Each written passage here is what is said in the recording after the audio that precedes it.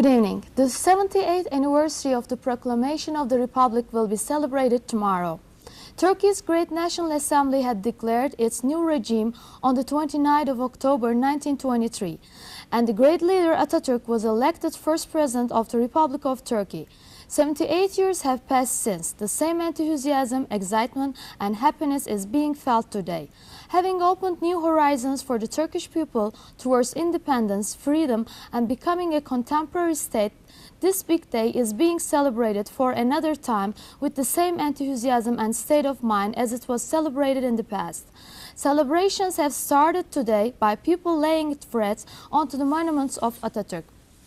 U.S. President George Bush sent a message to Turkish President Ahmet Necdet Sezer ahead of the 78th anniversary of the proclamation of the Republic to be celebrated on Monday. U.S. President George Bush has said in his message that the image of a prosperous Turkey being devoted to democratic values has been realized by Turkey strengthening its position in the international arena. Turkey, a key member of the NATO alliance, has taken its place on the side of democracy and freedom. Read the message released in Turkish by Sezer's office Sunday. American warplanes pounded targets in Kabul, the Taliban stronghold of Kandahar in the south and Herat in the west. 2 bomb explosions were heard in the said cities. Al Jazeera television broadcasting from Qatar has reported that one of the U.S. bombs flattened some homes in a settlement near Kabul on Sunday, where at least 13 people died.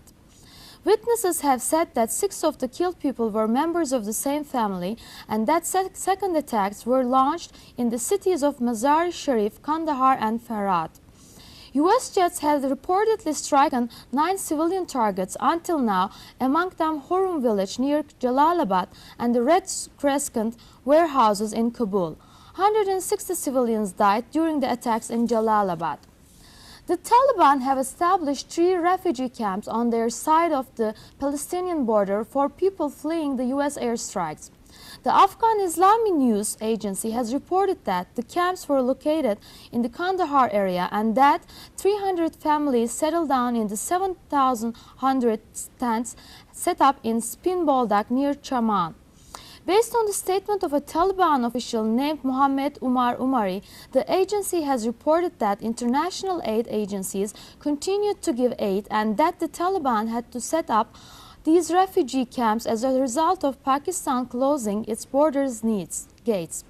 The UN Higher Commission for Refugees stated previously that it had established 15 refugee camps with the capacity to accommodate 150,000 people alongside the border to Pakistan. Domestic pressure on the Bush government is increasing due to the danger of anthrax. A research has shown that the American people did not believe the Bush government would be as successful in combating terrorism within the country as it was in fighting wars against terrorism overseas. A spate of cases from New York to Miami involving letters contaminated with anthrax spores are believed to be the reason for this skepticism. German Chancellor Gerhard Schroeder took up contacts in Pakistan. German Chancellor Gerhard Schroeder has met with Pakistan President Pervez Musharraf in Islamabad. No statement has been released as to the meeting yet, but the issues on the agenda are said to be the situation in Afghanistan and the refugee issues. 2 Palestinian gunmen driving through Hadera north of Tel Aviv fired on Israeli waiting at a bus stop Sunday afternoon. Killing 4 people are injuring 27, 3 of them seriously, witnesses and hospital officials said. The 2 gunmen were killed by the police who rushed to the scene.